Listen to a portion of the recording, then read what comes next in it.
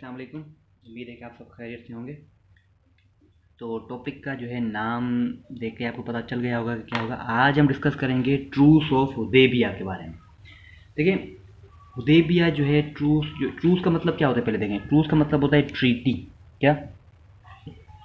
TREATY। Treaty का मतलब होता है इंटरनेशनल एग्रीमेंट, सही ना। मतलब दो मुल्कों का आपस में जो एग्रीमेंट हो या दो बड़े शहरों का एग्रीमेंट हो आपस में, उसको हम कहते हैं ट्रूस या ट्रीटी। तो ट्रीटी ऑफ हुदैबिया भी कुछ इस तरह की ट्रीटी थी जिसको हम ट्रीटी ऑफ पीस भी कहते हैं, मतलब अमन की ट्रीटी। चलो तो रीडिंग करते हैं। रीडिंग के अंदर देखते जाएं कि इसके अंदर मेन पॉइंट्स क्या है। In the month of Shawwal 628 AD, AD means anno domini 6H, मतलब आफ्टर हिजरा। शाहीवाल के महीने के अंदर 628 AD के अंदर एक ट्रीटी होती है साइन। मगर उस ट्रीटी को साइन करने से पहले ज़ाहिर है कुछ रीज़न होंगे कि क्यों साइन हुई, क्या मतलब ज़रूरत थी इस ट्रीटी को साइन करने की। तो ये जो रीज़न जो था वो था dream of holy prophet peace be upon सल्लल्लाहु अलैहि वसल्लम। नबी पाक ने ख्वाब देखा कि वो एक जगह पर खड़े हैं और वहाँ पे जो है वो अपने सर को शेव कर रहे हैं, बस उसके बाल जो है उनको काट रहे हैं, बिल्कुल बाल्ड हो रहे हैं। और खुदा जो है उसके उन्होंने ख्वाब को जो है वो वहाँ पे पूरा कर रहा है, मतलब पूरा कर रहा है। खुदा नबी ने सोचा है कि मेरा जो ख्वाब है पूरा होने वाला है। तो ख्वाब किस चीज़ का था? हज का। किस चीज़ का? ख्वाब हज का था कि नबी पाक सल्लल्लाहु अलैहि वसल्लम हज पे जा रहे हैं और जो है वहाँ पर नबी पाक सल्लल्लाहु अलैहि वसल्लम जो अपने बालों को शेव कर रहे हैं। हज का प्रोग्राम बना तो नबी पाक सल्लल्लाहु अलैहि वसल्लम ने अपने लोगों को कहा, ordered his followers obtain sacrificial animals, ये एनिमल्स को लाएं जो है हम हज की तरफ जा रहे हैं। और ज़ाहिर हज पे जो है वो जो है बकरों को जो है वो ज़ाहिर ज़िबह करते हैं, आपको पता है ईद उल अज़हा जो आती है इसी वजह से।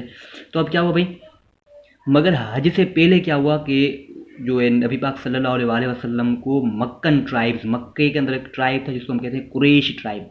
नबी पाक सल्लल्लाहु अलैहि वसल्लम का भी ट्राइब वही था, मगर उन्हों की वजह से, उन्हों के बारबरिज्म की वजह से नबी पाक सल्लल्लाहु अलैहि वसल्लम ने हिजरत की थी 622 AD में, आपको पता है। तो अब जब फिर से वक्त मक्के जा रहे हैं हज करने के लिए, तो वहाँ पे फिर से जो रोका गया नबी पाक सल्लल्लाहु अलैहि वसल्लम ने, किन्होंने रोका? कुरैश ट्राइब ने। QURAIS ऐसे कुरैश ट्राइब ने रोक दिया। 1400 मुसलमान थे और 200 कैवलरी। 200 कैवलरी, कैवलरी की मतलब पीपल ऑन हॉर्सेज, जो घोड़ों पे जो सवार लोग होते हैं उनको हम कैवलरी कहते हैं। तो ये जो कैवलरी थे वो ये किनों के थे? कुरैश के। और यहाँ पे 1400 मुसलमान जो कि मदीने से आ रहे हैं, तो नबी पाक सल्लल्लाहु अलैहि वसल्लम वाले वो मदीना से आ रहे हैं और 200 कैवलरी जो है वो वहाँ पे है। कहाँ पर? अल हुदैबिया, जो कि मक्के के अंदर एक ग्राउंड है, बड़ा बहुत बड़ा ग्राउंड है, जहाँ पे नबी पाक सल्लल्लाहु अलैहि वसल्लम 1400 मुसलमानों के साथ वहाँ पे आते हैं और वहाँ पे कुरैश की तरफ से 200 कैवलरी खड़ी होती है वहाँ पर। अब होता है प्लेज ऑफ गुड प्लेजर। तो ये मतलब प्लेज का मतलब होता है एग्रीमेंट, एग्रीमेंट होता है गुड प्लेजर का। तो जो इस तरह है pledge of good pleasure sign होती है नबी पाक सल्लल्लाहु अलैहि वसल्लम जो है। तो और जो प्लेज ऑफ गुड प्लेजर जिसको हम ट्रूस ऑफ हुदैबिया कहते हैं वो साइन होती है, वो होती है 10 सालों के लिए, फॉर 10 ईयर्स नबी पाक सल्लल्लाहु अलैहि वसल्लम और कुरैश ट्राइब के बीच में। हज वॉज परफॉर्म्ड इन 632 AD। उसके बाद जो है हज को परफॉर्म किया जाता है। ये हो रही है 628 AD में और हज जो परफॉर्म हो रही है वो 632 AD में। तो बड़ा जो है डिफरेंस है 4 सालों का बीच में। अब क्या होता है भाई, many Muslims were not satisfied but later it was proved fruitful. मतलब बहुत सारे मुसलमान जो उस ट्रीटी से राज़ी नहीं थे मगर बहुत फ्रूटफुल ये साबित हुई। किसके बीच में हुई ट्रीटी? तो मुसलमानों की तरफ से था हज़रत मोहम्मद सल्लल्लाहु अलैहि वसल्लम, और कुरैश ट्राइब की तरफ से जो बड़ा उनका लीडर था वो था सुहेल इब्न अमर। और उस जो ट्रीटी को जो लिखने वाला बंदा था वो जिसने उस ट्रीटी का स्क्रिप्ट लिखा रिटन फॉर्मेट में वो था अली इब्न अबू तालिब, मतलब हज़रत मौला अली।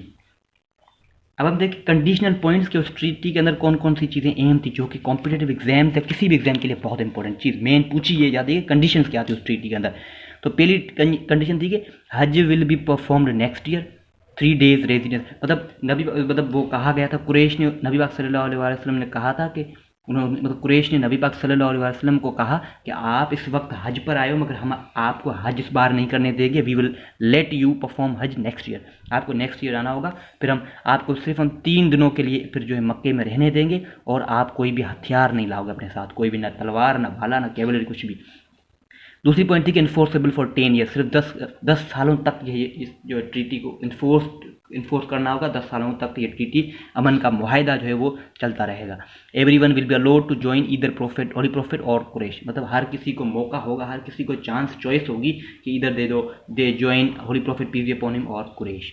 उसके बाद ये बहुत इंपॉर्टेंट है, whoever comes to Muhammad from Makkah fleeing away without having permission from his guardians will be sent back to the Quraysh but the same will not be followed by Quraysh। ये था कि अगरचे कोई बंदा मक्के से भागकर नबी पाक सल्लल्लाहु अलैहि वसल्लम के लिए एसाइलम के लिए आता है, मतलब पनाह लेने के लिए आता है, और उन्हों की जो गार्जियन हो उनकी परमिशन अगरचे ना हो, तो नबी पाक सल्लल्लाहु अलैहि वसल्लम बाउंड होंगे कि उस बंदे को वो वापस कुरैश को जो है वो सरेंडर कर देंगे, वापस दे देंगे। मगर कुरैश ने जो आगे फिर से ये भी कहा कि अगरचे कोई बंदा मुसलमानों से कुरैश की तरफ आएगा भागकर, उसको कुरैश वापस नहीं करेंगे। तो ये बहुत कॉन्फ्लिक्टिंग जो है पॉइंट थी, इसी वजह से जो है बहुत सारे मुसलमान सेटिस्फाई नहीं थे, मगर ये बहुत फ्रूटफुल साबित हुई फाइनली। और इसी तरह ये 4 पॉइंट मेन थी, और भी हैं मगर ये बहुत अहम है। अब जो है लास्ट में जो है अल्लाह जल जलाल हुए है वो जो एक वर्स को नाजिल करते हैं, आया को, जिसके अंदर कहते हैं कि verily we have granted thee a manifest victory, मतलब ए मोहम्मद सल्लल्लाहु अलैहि वसल्लम, ओ मोहम्मद सल्लल्लाहु अलैहि वसल्लम, दी मतलब यू, दी का मतलब है ओ मोहम्मद सल्लल्लाहु अलैहि वसल्लम, बेशक हमने जो है आपको एक ज़बरदस्त जो है विक्ट्री दी है, ज़बरदस्त जो है वो फतह जो है मतलब फतह दी है आपको, आपने एक बड़ी फतह हासिल की है। तो थैंक यू गाइस, खुदा हाफिज़, this is all about this topic, don't forget to like, subscribe and share my this video and channel both.